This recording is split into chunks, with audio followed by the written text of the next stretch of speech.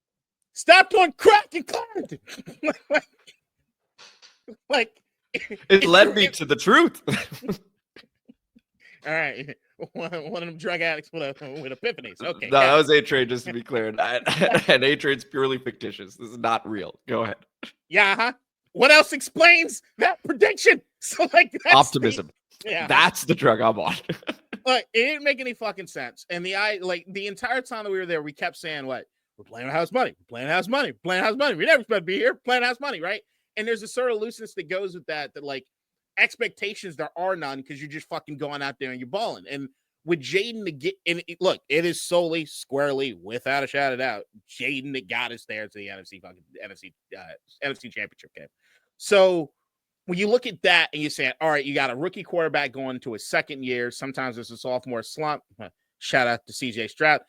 Sometimes there isn't. It's just upward trajectory, right? So like, if it's upward trajectory, then yeah, ceiling's probably Super Bowl. So like at that point, you're like with Jaden Daniels, you're rewriting the book. So like it doesn't even make sense to try to go with that. I mean, if you're gonna go, you'd say the comparison between like a CJ Stroud slump in a sophomore year compared to us is we address things a little more nuanced than what it is that they did down there. So like, all right, Laramie Tunsil, I know you were there for both years of CJ Stroud, but you'll do better here. So we'll pull you over. What it is they did as far as in the draft, how it is that we were able to have Brandon Coleman maybe slide over to a position that he's better at. What they did with the Debos. You cannot say that the receiving core is worse than it was last year. It's absolutely better. The wide receiver, the running back room is basically the same as last year, but now you got your rookie, might bring something new to it. And then, of course, we would also say, I'd say on paper, the defense is absolutely better. I know people are looking at edge rush, but I'm sorry, Dante Fowler's not going to be the end-all, be-all to whether or not I feel good or bad about a fucking defense. So if you're looking at all those things, you'd say, okay, they're in a position to do better with Jaden second year than this first year. So, once again, the Jaden Daniels of it all, what's your ceiling? You have no idea. It's what it is. But if I'm looking outside of just the Jaden Daniel piece of it, there were a lot of things that kind of swung our way last year that were kind of cool, right? Like strength of schedule, pretty decent as far as what it is. Like you look at like the quarterbacks we faced last year compared to a lot of other teams. That's one thing. Also, when you go through that list of opponents, one of the other things that was a huge thing for us last year, which I think is slept on to a certain degree, is our travel. The travel was not anywhere near as hard as it's going to be this year. I think last year it's 10,000 miles is as much as we traveled, and I think it's exponentially like higher this time around. Like you got some other team. And just to your point, one of the bits of travel was the Cincinnati, Arizona bit, and we actually got to stay in Arizona after the Monday night game, if you'll recall, and that helps with the travel. Right? Like we were able to just go straight to Arizona instead of going back home, then to Arizona, having to acclimate. So anyway, go ahead. Right. So what we'll know when this, of course, we're going to do our way too early prediction when the schedule gets released, but and we'll see exactly if they are able to stack up some stuff like that. But usually you're not going to have 2 or 3 years or anything in a row where you're going to get that much luck when it comes to a schedule aspect. It just doesn't usually swing your way. So if I'm looking at that as far as like just opponent standpoint, I'm like, all right, we got a tougher road to fucking face than it is that we faced last year. So I'm like, all right, so one maybe demerit point in the sense of how optimistic you might be as far as this upcoming season. Then I look at this like our division. Do I think the division itself is improved last year compared to this year? And I would tell you across the board, yeah. Like the Philadelphia Eagles, you might say that, all right, they lost some key pieces or anything, but I don't see any of them motherfuckers crying over spelt milk. And I actually do think Jalen Hurts, after the confidence boost that he gets after what he did in that Super Bowl, is probably going to be playing much at a higher level this year than he did even last year. And as long as they got Saquon Barkley in that backfield with that fucking offensive line, they're a fucking problem. And Jihad Campbell scares me. So there's that element. The New York Giants. I know you guys have heard me say I am higher on the Giants. There was the initial stuff that was happening in the offseason where it sounded like New York was trying to big themselves up and try to like, hey, look, we're going to be the sexy pick, this, that, and the other. And I'm looking at all the moves and stuff they made. Look, I don't love that team, but sure enough, there's no doubt in my mind, I think they're better than they were last year. I think the Thunder and Lightning component that they got with Cam Scatterbook, with Tracy, nice little fucking combo. Quarterback room is better than it was last year. Low bar, but it is better than it was last year. They got the young guy in Jackson Dart, who's supposed to be Dollar General version of fucking of Josh Allen, who Brian Dable absolutely loves. So who knows? Maybe he found something with that. Other than that, Russell Wilson or Jameis Winston, I take over whatever the fuck it is that Tommy DeVito and Danny Dimes were doing last year, right? So you do that. And then the defense, you know what they did in the draft. And I still think that defense is pretty solid. And you look at Javon Holland being added to that secondary. I think they're a team that's not going to be easy to fucking face. And they weren't easy to face last year. So what the fuck? So and then looking at Russell Wilson, his ass, I'll never forget that motherfucker beating this Pittsburgh. That bothered me so much. And the Cowboys, Dak Prescott's back. He's healthy. They're better. That's back. So and we all saw when their defense was at a full complement, they were dogs. So division's harder, opponents overall harder, travel schedule a lot rougher. You eliminate the Jaden Daniels of it all. I would say that ceiling for me is playoffs. I think that cuspy, maybe. The Jaden Daniels element just rips any prediction away, and you have no idea what the fuck is going to happen. Yeah. So, yeah, right. You got to begin by saying, hey, Jaden Daniels, the ceiling is Super Bowl just because of who he is, at least what he showed so far. Now, quarterbacks in their second year, there is a sophomore slump that does happen. He is a human being as far as we can tell. So he probably will go. It's crazy. It's crazy. This man is unbelievable. Especially after the story also last week that we got to talk about briefly, where he's already dialed into next. Awesome that's our guy. But ceiling is Super Bowl, so we'll get that out of the way. But when you begin to look at all the other pieces with the division, right? To get to the Super Bowl, I think we need to win the division, K-Dot, because I think we cannot go on the road 3 straight times and then also win the Super Bowl. It just doesn't really happen, right? It's very, very rare. So you need a home playoff game.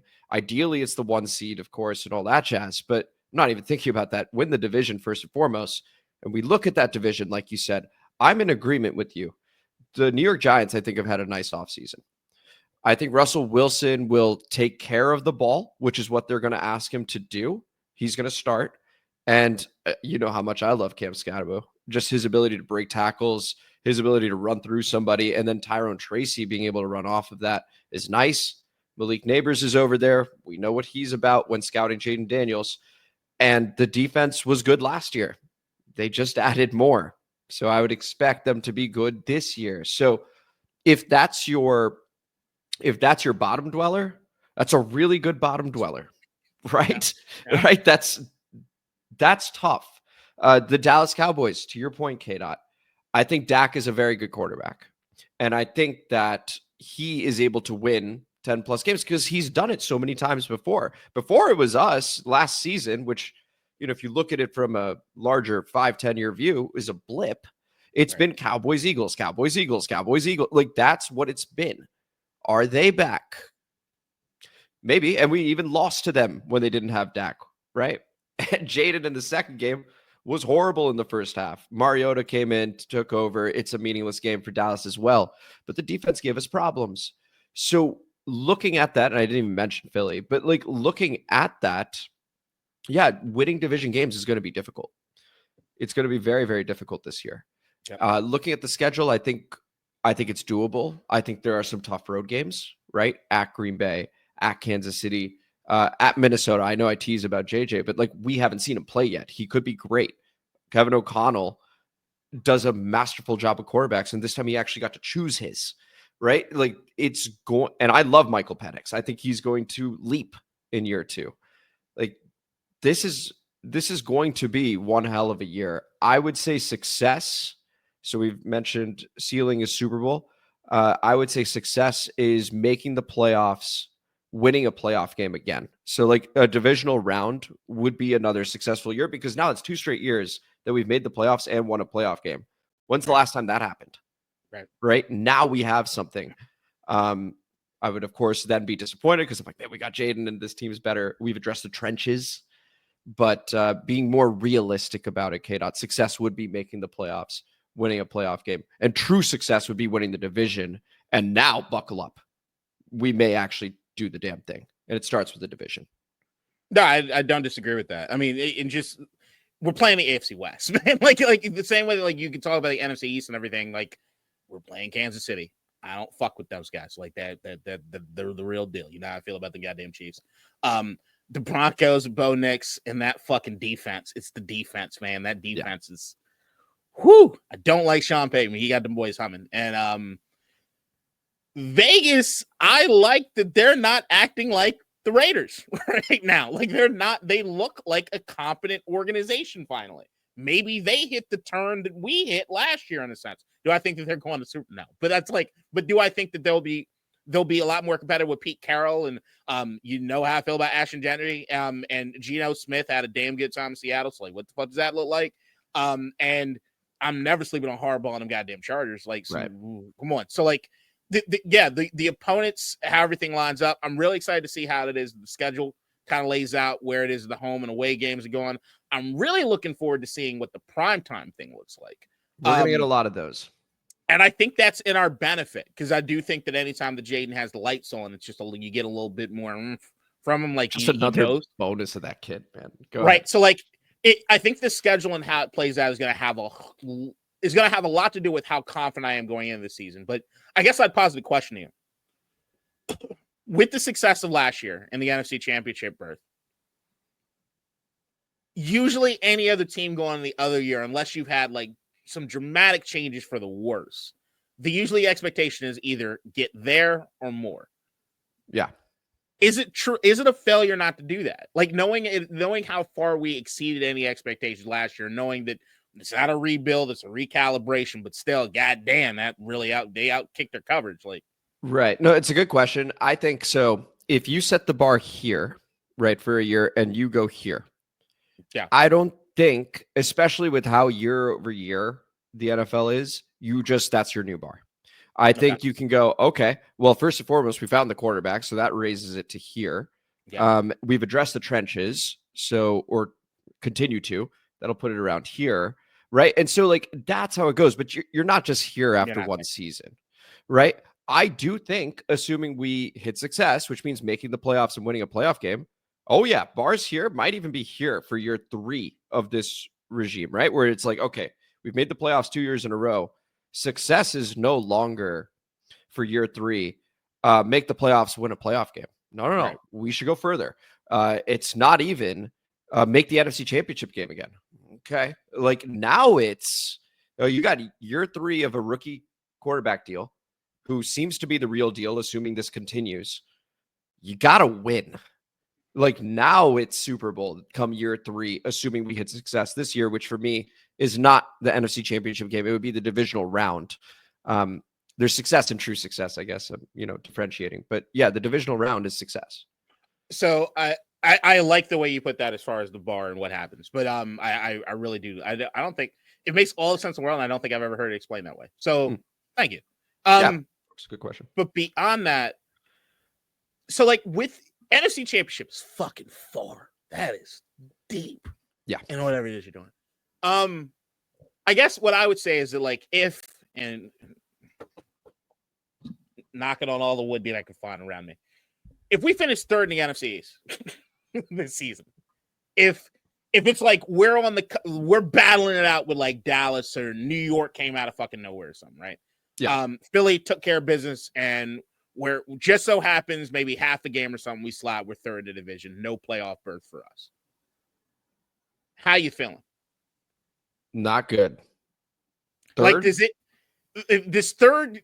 So, like, if I were to tell you, if we ended up where we thought we might going into last year, which is like, hey, maybe a winning record. So, like, if you go from that, if you were to tell me, like, hey, 2nd or 3rd division, like vying for 2nd in the division, year 2, cool with me. But after what it is we saw last year, if we finish 3rd, like on a toss up against somebody else in the NFC East, how terrible do you feel about the team, and do you feel different about the future in any way? Well, so look, I think this turns into a Jaden conversation because whenever I feel like we've come across a quarterback that I don't know how you feel about him in terms of like, I mean, I do, but like in terms of the company that Jaden is in, right? Like I believe that he is with the Mahomes, the Burrow, the Allen, I think he is of that cloth, right? I think he's kind of that same cloth.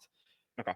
Those guys are always there, with the exception of Burrow, because, but he's been to a Super Bowl. That defense, and Cincinnati is an organization. We talk about the organization. It looks like we have the organization. Yeah. Right. And it looks like we have that guy. So third would be, to me, disastrous for that reason, because we have that caliber of quarterback now. The organization seems to be lockstep, like they've talked about. You remove the thinking on the field, you play fast, play physically. We're doing those things, and I think we've addressed the correct positions. So if we do all of that and we finish in third with a healthy Jaden Daniels, that is not good. I think that's quite bad. And it's almost scary to say, because I do truly think that, but I think they have raised the bar enough that, okay, you got to finish top 2 in the division now. I know it's hard. I know it's scary. I know we're used to being the bottom dwellers. We see the Giants, we're like, that's the bottom dweller, but that's normally but that's the reality of it for me. Okay. Yeah. Okay. I don't know. Well, same question to you. How would you react to that?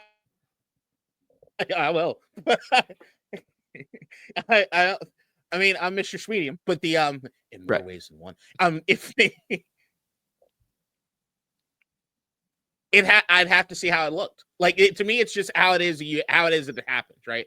If we're getting our fucking asses kicked and we're not being physical with anybody, and it's like, hey, we scraped, and maybe we start on fire and it all fucking falls apart. That would not be that would not leave me feeling great. Yeah. But if I'm looking at a quarterback in his year 2, I'm looking at a team as far as what it is I feel the talent level's at. The talent level compared to last year, I feel great about. I do. The talent level compared to the rest of the league, I think a lot's on Jaden. That's it's just being fair. I do think that we've gotten better, no doubt, but I still don't think, if I'm looking at the process of a build, we're still adding those draft pieces and those young guys to try to see where they're at and try to do that thing. I didn't really think we'd be competing for anything meaningful until year 3 or 4.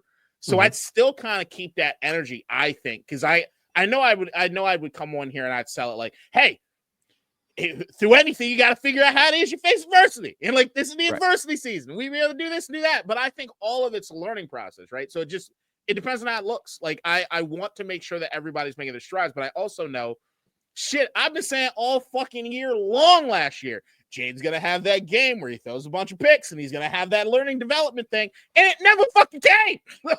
He's our best player in the NFC Championship game. Right? So, it never came. So, I'm still waiting for that because I think it's part of the process. I just never seen anybody this level of kind of perfect, ever. So, I'm still waiting for, where's the slump? He's got to have a slump, right? So, to me, it's I think I'm going into this season as well, kind of house money, but it's just develop the kid. Develop the kid. I see first off, that it's crazy because of how good Jaden was, but it still is about his development. I was even texting people. They're like, hey, what'd you think of the draft? And I sent them, our reaction. And I was like, it's still important that we're developing Jaden. And that's why the offensive line, and just writing that, I was like, he's developing still. Is just crazy, but that's where we're at. We just had a really nice starting spot for the development.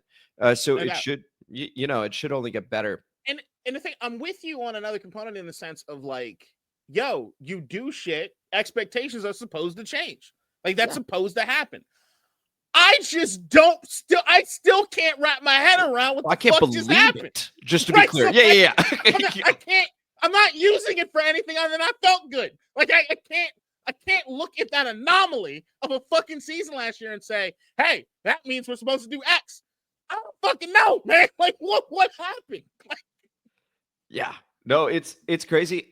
Honestly, K-Dot, the more I think about our division, the more I think it has sort of that NFC North potential of last season. So, what'd you say?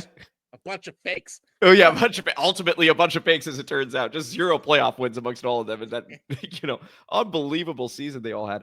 But last season, you know, Minnesota and Detroit are playing for the division and they each have 14 wins.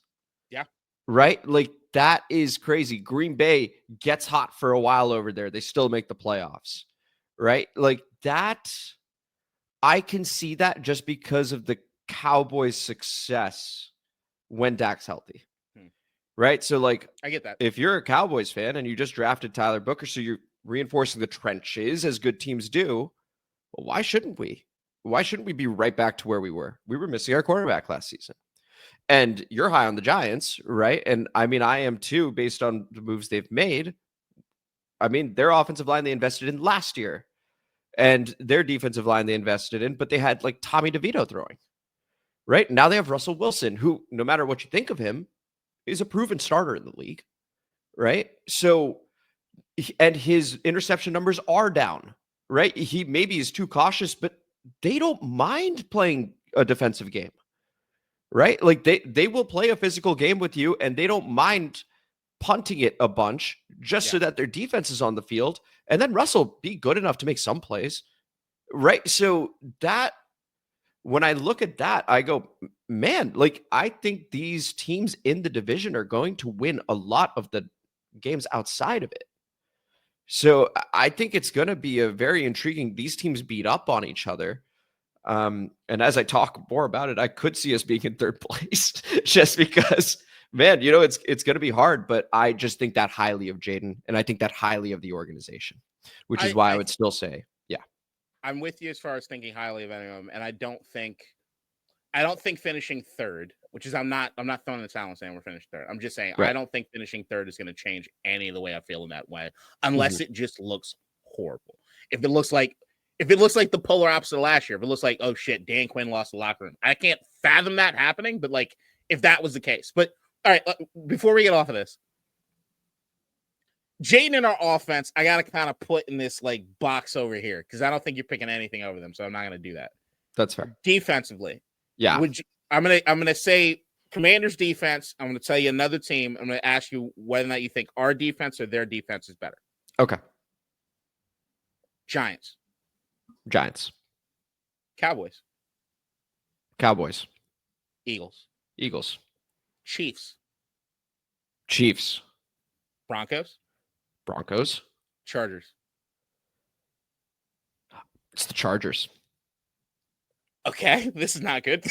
No, these are really good defenses, by the way. Like, if you look at the numbers, the Chargers, fabulous defense, Broncos, fabulous defense, Chiefs, they actually are a defensive team. They just have Patrick Mahomes. Anyway, please continue. Okay. All right. I'm missing one more team. I guess Raiders. Commanders. Max Crosby. No, I know. But Commanders. I'm just saying, like, if you start looking at shit like that, how much hinges on the kid? It's a lot for year two. So, like, I think I'm just trying to plant that first seed as far as all Commanders content, people. Things might not go the way you think they will. No, it was a very good exercise for proving your point. Which brings me to a question, K-Dot. So, again, I'll quickly read through some of the free agent signings that we made, right? So it's Javon Kinlaw, it's Dietrich Wise, it's Jacob Martin, it's Eddie Goldman. That's all on the defensive line. Will Harris, safety, brought in, and Jonathan Jones also signed, right, at corner. So we've beefed up the defensive line. Anyone can say whatever they want to about the quality. I get it. That's fine. But we have bodies on the defensive line. Oh, yeah. And we bring up Bobby Wagner back to continue solidifying the culture. It's going to be year 2 of Jordan McGee, who, once again, the team's high on. Like, what does he do? My question to you is, and Trey Amos is now here, what additions would you make, if any, to the defense? So, like, we're in the second or third wave of free agency, if you will, now. Now it's post-draft, right? We didn't get an edge rusher. Would you look at free agency to get somebody? That's the answer. If the only thing that'll satiate everyone, and I'll give a fuck who you are, it'll satiate you, is if they got a name at edge. Whether or not it's the right move for the development of the organization, whether or not it's makes sense from a cap standpoint, whether anything, that's the one position on the defense that if we were to add, everyone over here would breathe a little easier. So when you hear like the Zadarius Smith stuff, it's like, I don't see anybody saying like you wouldn't feel better about the roster if he's not added to the team. So like, yeah, that's the position. I mean, with the defensive backs, you added Trey Amos to a room that already has Mikey Sanders still, and on top of that, you made the trade for Marshawn Lattimore. I don't want to put any more money into that until I see what it is we got with that, right? So like, and I like Jonathan Jones, so it's like I want to see what happens there. At safety, it's like, all right, the only big name really this offseason was Holland, really, as far as like huge names. Then you got other guys that might be names, but they're not necessarily the same talent level that they have. Well, Hufanga is also there, but I understand. Yeah, I get you. I like the Will Harris signing. Why? I do. Like, I'm curious about it, but if they had a name there at safety that was available and they said, all right, fuck it, let's do it, I ain't gonna complain. Linebacker, I mean, Bobby played at such a high level. I don't look at that position as one that I'm looking to upgrade right now as much as I'm looking at that position for the future. I'm looking at what happens post Bobby, right? So like, and I'm good with that right now.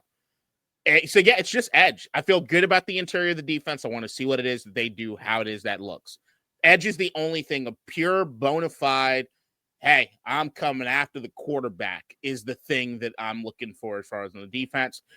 I think that there's a chance that guys on the roster that just haven't seen it quite at that level yet. Maybe, and maybe that's what they feel, but I would definitely feel better about it. Yeah. By the way, same here. So I think bringing in a guy like a Zadarius Smith, I was looking up his last contract just before this episode here, K-Dot. 2 years, 23. Yeah. I think you could do 1 year. And we have, I think, about 20, anywhere from 23 to 26 million, depending on what website you're looking is like at. Actual whatever. Yeah. So let's operate on 23 then. You can do 1 year, 13 with him, right? And he'd probably be okay with that. And if he's not, fine, 1 year, 15 or something like that. And you'd still have money left over. It's a 1 year deal. He's off the books immediately for next season. Right. You get an edge rusher, right? So I do anticipate that as we get closer to training camp and as we get closer to the season, I do expect Adam Peters, after we maybe get a little bit of a look at everybody, to make a move to bring somebody in. I still expect that to occur. We'll see what happens because they do things differently, and I fully trust them. I'm just thinking, just in terms of like even the Marshawn Lattimore deal last season, where Adam goes in his first season, I'm willing to give 3 picks for this guy. Right. Well, I got just money to play with, and it just cost me 1 year probably. Right. And he's off the books again, and I'm clean again. I think that's a much lower cost in Adam's mind. Oh, no doubt. I think he ends up making that move. So I expect an edge to come in summation. Yeah, I mean, I'm with you. Like, I've been like, if you were, I would have put money on it. All like, if FanDuel had an option of like, are the Commanders going to add an edge before the beginning of before game 1? I'd probably say yeah, but I don't know. It gets funky, man. Like even last year, like we looked at the corners and we were like, all right, maybe they'll get the best out of Forbes. And early on was like, all right, this Forbes thing ain't really working out. What are they going to do? And it was like, wow, they're just riding with it. And it's like, and then the Marshawn Lattimore thing happened, which, like you told me, it's the wrong thing to do, but it happened. So I don't want them to make that. I definitely don't want them to repeat the Marshawn Lattimore thing going into this year, just knowing that we don't have that much draft capital next year either. Yeah, we're starting to trade a few too many picks for even my liking. Like this is, yeah. But the thing is, like, it's not even that, like, all right, if I'm being completely honest with you, I'm much more from the Los Angeles Rams standpoint of like, if you can mortgage all of it and you think you can get known commodities to go win, go chase that shit, go do it. Like, if you feel as though you got the coach staff to go do it, don't fucking do it. I'd take any of that for the fucking Super Bowl championship that they have, right? And now they can't really sniff that motherfucker, but they look feisty every year, right? But it's like I'd take that in a heartbeat. Yeah.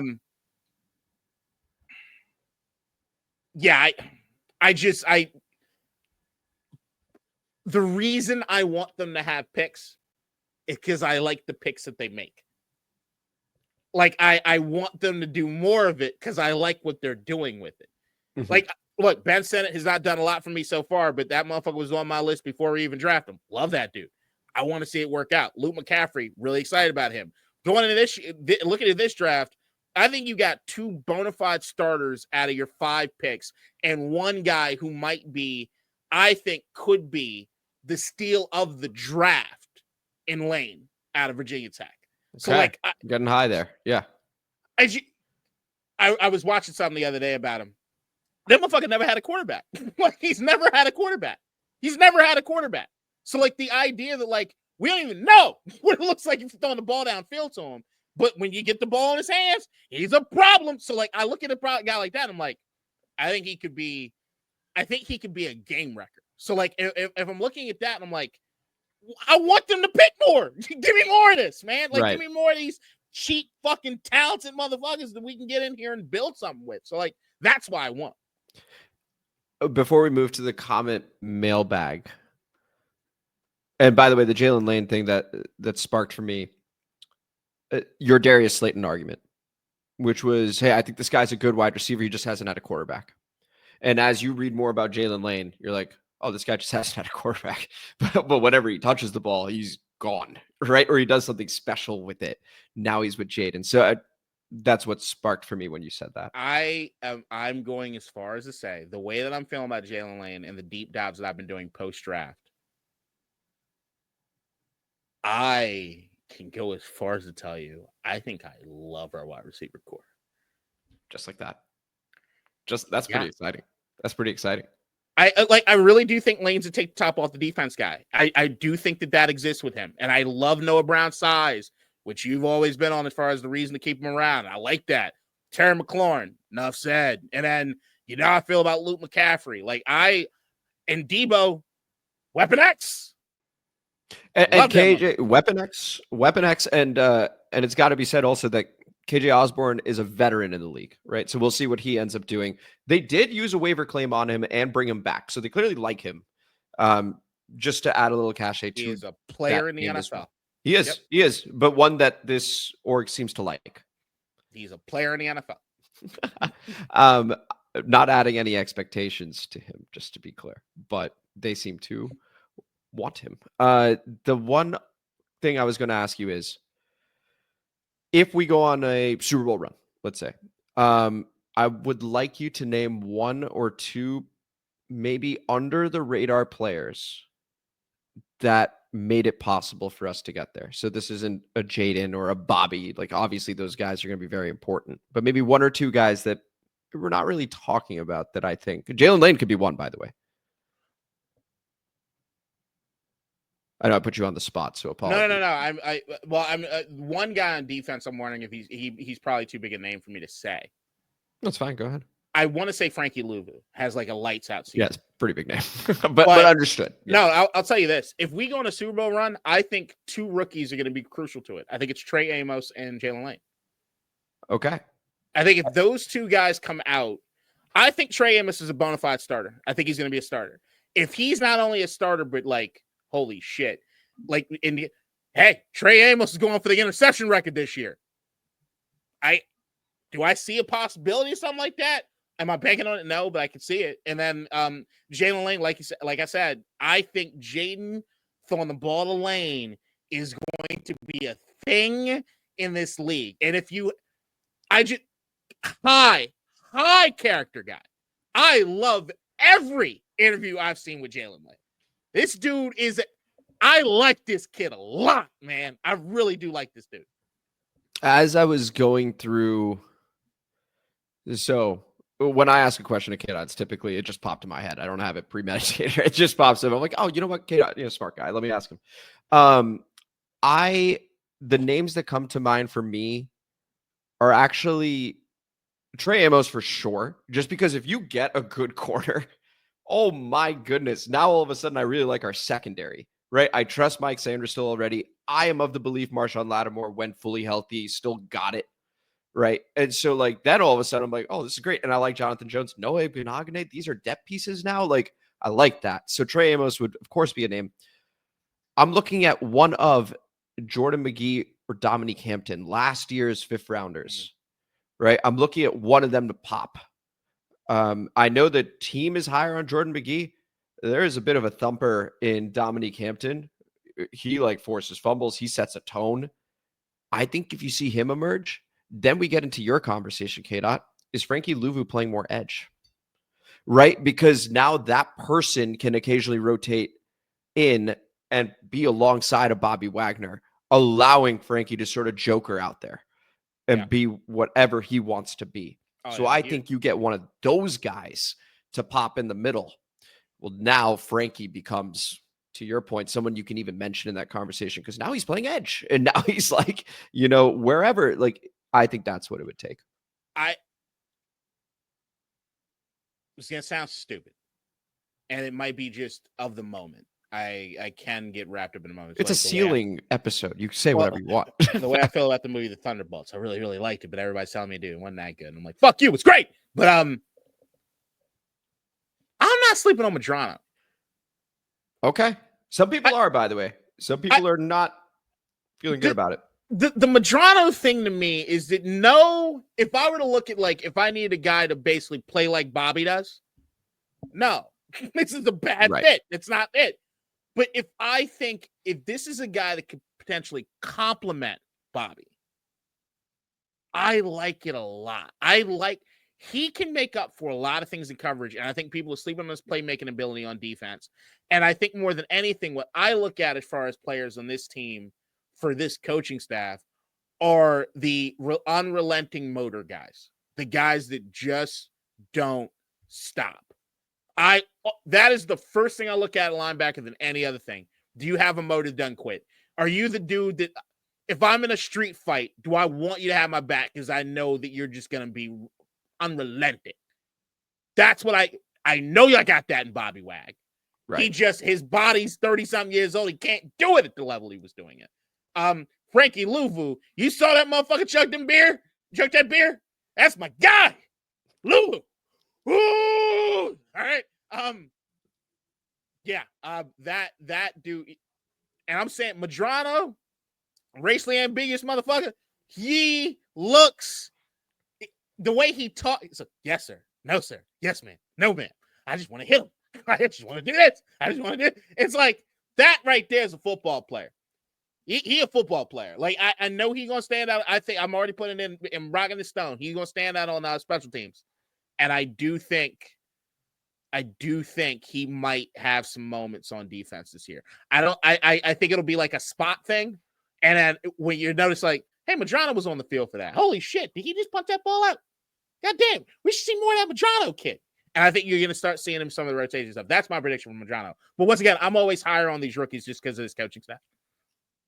I absolutely love it. And if literally any of these, people pop like K-Dot and I are talking about, we're in a good place. And so with that, we go over to the comment mailbag featuring an intro from our very own Nikki. Comment mailbag time, motherfuckers. District divided, ain't got time for no suckers. Spread the word, get in line. OGs and new G's, it's your time. And spread the gospel, cause this shit is divine. Yeah. All right, thank you as always for that intro, Nikki, beginning with Earl Bruce. Shout out Earl Bruce. By the way, request.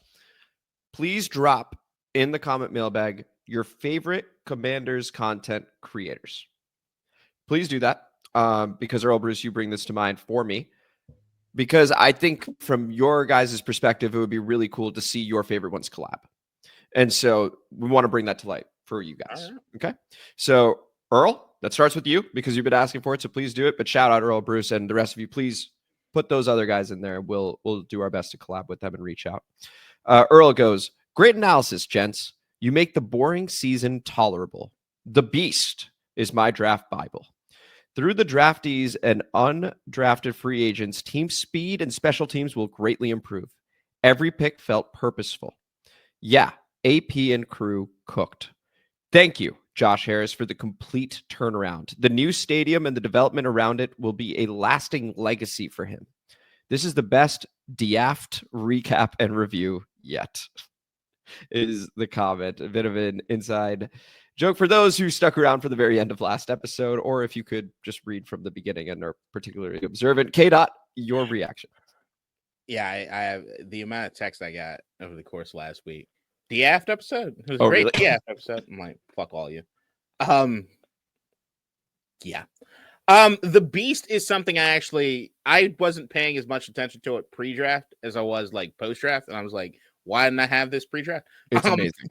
It is amazing, and Amazing. for somebody that pays all this fucking money in the New York Times every goddamn month, I should be fucking reading that shit. But yeah, that's it. I do think of all the coaches that I saw on our roster this offseason, I think the most exciting one is Larry Izzo. And I'm excited for him. And I think our special teams is absolutely going to improve with these tryhards and Matt Gay. We also, it's got to be said for Larry Izzo and company, Nick Bellore was picked up in the middle of the season and became incredibly important to what we do, right? So now he gets a full off season to be able to go, all right, cool. I have now been able to assess what I need, what I don't. It's last year. What was important about last year is we proved what worked, what doesn't. And we also seem to be on the same page. It's the little things like Cliff leaving the note for Adam Peters, draft the Oregon tackle. He sees it after the fact, right? Like these guys are lockstep. And so now it makes decision-making easier, which means it's also faster. So you can get guys you want quicker without, day one, day two of free agency being like, oh, I don't know. We're still on the fence about this guy. No, we'll just get him. That's it. It's that simple. So I'm looking forward to year two because they have proven to me that they're lockstep. So Larry Izzo certainly going to get his guys. Cam Medrano could end up being one of those standouts. Bet boy Tony C, shout out. I'm seeing a pattern here. Drafting high-end athletes gives us versatility. A reminder that the Commanders finished number 1 in RAS raw athletic score for the second straight year coming out of a draft. If these guys happen to be a little bit on the raw side, they'll be difference makers on special teams. And a couple of these guys were team captains. This makes sure that they'll fit in culturally.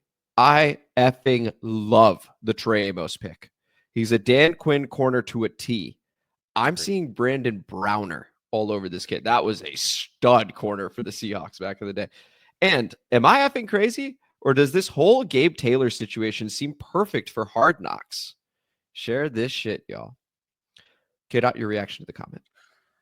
I'm staying away from the Gabe Taylor stuff as much as possible. I just think that there's too much pressure. I just think there's so much pressure. And everybody's going to be super kind or anything. I just think, hey, I'm going to let that young man do his thing. I'm rooting for him crazily. I'm not putting a whole flashlight or anything on him. And I don't want to be on Hard Knocks. I'm being completely honest. I used to want to just because I wanted, we ain't gonna win anyway. Give me some chaos, but I'm not. Just let us cook on our own. I think the only way I'm looking at anything from a Hard Knock standpoint would probably be all right, let's get some of these guys some advertising bucks. But beyond that, I don't recall. For whatever reason in my head, I think playoff teams are exempt from Hard Knocks. I think we are exempt. Yeah, I think it's teams that. So it ends up being a small pool. It's teams that did not make the playoffs and do not have a new coaching staff, basically, or a new head coach. If you don't have those two things, you are eligible for Hard Knocks. So, for example, with the Chicago Bears, Matt Eberflus was returning as coach, whether you think that was a good idea or not. He was returning as coach, and they did not make the playoffs. So that's how you get a Chicago Bears on there. We are eligible. We are eligible. We are eligible. Cool. Well, I'm glad I sounded wrong. Teams with a first-year head coach. Teams Right. who are featured on Hard Knocks in season in 25 and 26. Teams featured on Hard Knocks training camp over the last 8 years. So which teams are eligible? Cardinals, Falcons, Ravens, Bills, Panthers, Bengals, Broncos, Packers, Texans, Colts, Chiefs, Dolphins, Vikings, Giants, Eagles, Steelers, Niners, Seahawks, Titans, us. Got it. So the playoff thing I made up. Looks like it. Yeah, no playoff exemption. Okay, got it. Can you read those rules one more time? What? There was a rule change. Okay, that makes me feel a bit better. So at one point it was true? Hopefully? Yeah, I don't know. I don't know. All right, whatever. The rule changed. I'm going to go ahead and make that up and be like, yeah, you weren't allowed to when you were in the playoffs. But we're eligible now. All right, so maybe Betboy Tony C, I apologize. Maybe we will be on Hard Knocks. But I agree with K-Dot, and I'm going to be doing the same thing. Staying away from it, rooting for him. I think. Oh, yeah, that's it specifically. They changed making the playoffs for NFL franchises meant they could avoid being on HBO's Hard Knocks the following season. That won't be the case with the training camp edition anymore. Well, we know our stuff here on District Divided. Cool. Woo. Woo! I was trying to find it for you, man. I was trying to find it. You know, appreciate that. So I'm staying away from the Gabe Taylor stuff. I hope he makes the team. I hope he's awesome. I think it would be an amazing story. But I'm also, don't want to add any more pressure to the kid. But I'm excited for him. This is a cool opportunity. And then as for the highly versatile players, high-end athletes with versatility, completely agree. I think we talk a lot over this offseason about versatility and the importance of it and your ability to be able to play multiple positions or do multiple things. I think we're seeing that. And I think as we continue to draft high-end athletes, you're going to see a team that has many interchangeable pieces, which is very exciting over the years. That's exciting. It's only year 2 of AP and DQ. Coach Lombard, shout out, goes, I'm not trying to be disrespectful. Philly is the standard for me. So this is something that came up last week where I appreciate the comment there, Coach, where he had mentioned that our players are mid, right? And so Kate, I was like, hey man, don't call our players mid. And I also said, don't call our players mid, but it's probably that coach is operating from, I watch the Philadelphia Eagles, therefore relative to that team, I see your players as mid. Get out your reaction. I think, Coach, you don't need to explain anything. You're a Philadelphia Eagles fan. You can't help it. I don't know. I'm grading on a curve. That's what I'm doing. The Eagles curve. You just can't help it. I understand. We don't like it, but I understand. Yeah. And here's another one from Coach. I gave your draft class a C+ or B-. Washington had 2 priorities this offseason: getting more physical line of scrimmage at the line of scrimmage, and getting more explosive on offense. How did AP answer those questions? And there's a number in parentheses, which I assume is probably a numeric grade, and then a bit of a write-up. So Josh Connerly Jr. gets an 85 out of 100. Connerly is an athlete, but if there's one thing he is not, it's physical. Trey Amos, 85. Amos is a nice CB2 and is great Marshawn insurance. Jalen Lane, 90. Jalen Lane isn't a top-end vertical Z, but he's a good one. I think he is a better 9-route specialist than a Debo replacement. Kane Medrano, 70. I don't like Medrano at all. I think he's a complete project. And then Ja'Cory Krosky-Merritt, 75. I used to be at U of A as a professor. I like JCM as a person and as a player. I hate the small sample size. Get out your reaction to the draft grades. Whatever. No one fucking does. I'm liking some of the comments on Lane. I think we're lining up a bit. I just think that the Lane stuff, anything you've seen as far as the Lane tape, I'd say with a great assault, knowing, as you said earlier, he had no quarterback. So, there are some things that he wasn't asked to do, or even if he was asked to do, not the clip at all that you'd want from what I think his talent shows he can. A lot of fucking bubble screens, a lot of short set just because they need to get the ball in his hands. I'm telling you, I like his hands, and I think that I like what I saw as far as some of the route running stuff. I think, and I'll tell you, listen to the interviews, you see the intelligence level and everything of him. I think dude's going to be some. I really do. There's a couple replies. One is Coach in reply to somebody. MJ1840 goes, we'll see your notes on week 18 to find out if you are the real Coach Rivera. To which Coach Lombard replies, if I'm wrong, I will absolutely own my L. I was wrong about Cliff. I was wrong about Terry. I was wrong about Jaden.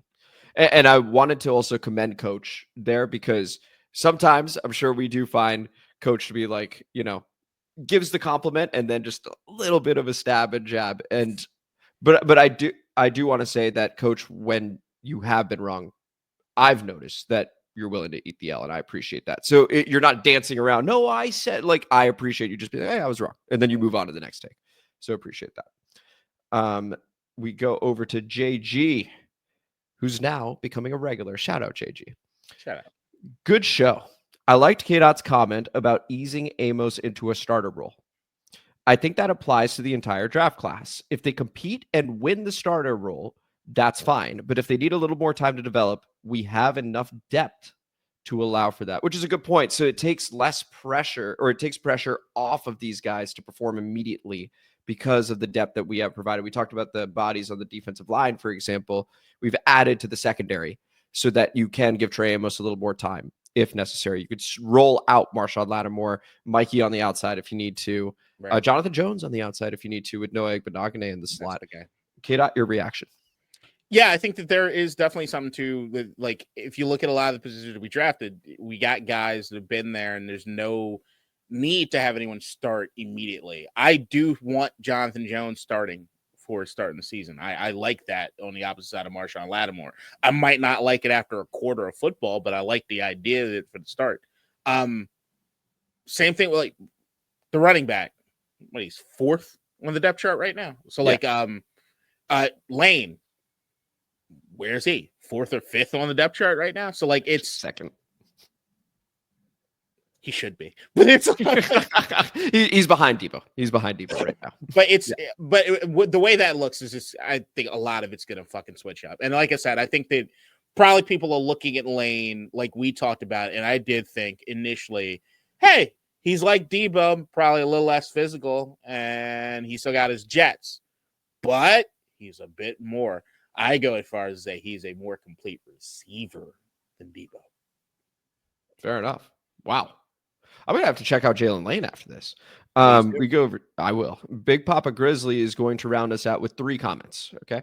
The first one, and at the hour, 1 minute, 8 second mark. First off, Big Papa, appreciate you watching all of these and also putting in when you're referring to. Great. At that mark, it's a Muppets reference. Remember the jingle?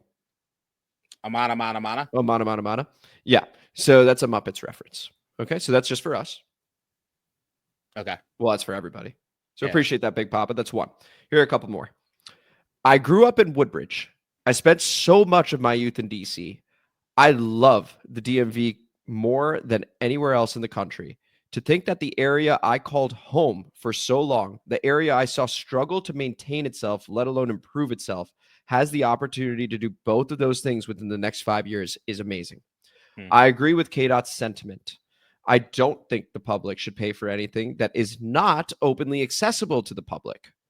Why am I going to pay to build something that I then have to pay to enter and enjoy? Yep. Taxation is theft. Finish the GW Parkway. Petition to rename Route 1, the old Jefferson Davis Highway, to the Jaden Daniels Highway. Number 5 on the field, number 1 in our hearts. Share this shit. K-Dot, your reaction.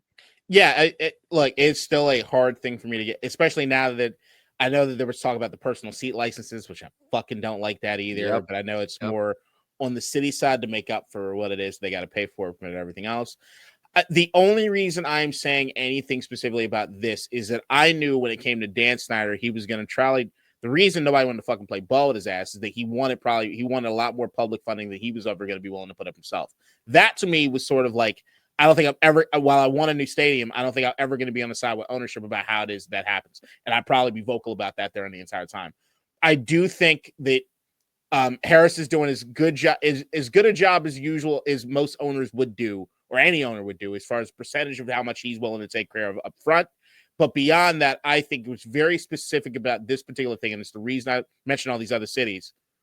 DC is uniquely qualified to use the fuck out of this place. And I know the backlash is that Nats Park is supposed to got to be the same thing, and they don't ever use it really for anything, so they're not making that revenue.